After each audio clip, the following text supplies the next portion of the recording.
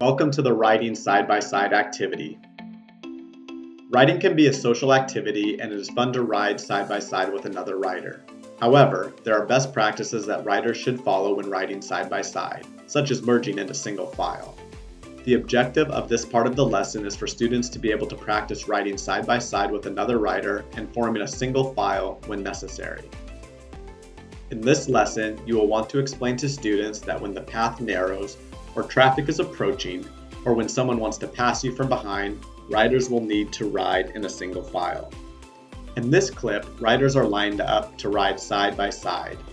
Note that the riders in this video are practicing this in a smaller space, so passing and merging can be challenging due to the fact that the actions have to happen quicker than if they were in a larger space. The rider on the left should be merging ahead of the rider on the right.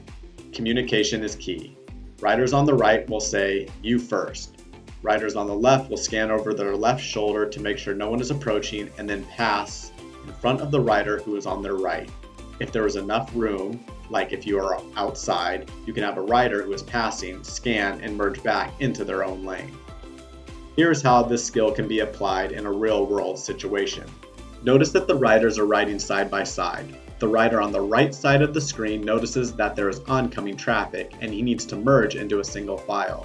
He scans over his left shoulder to check that no one is coming, then merges in front of the other rider, letting the oncoming biker pass.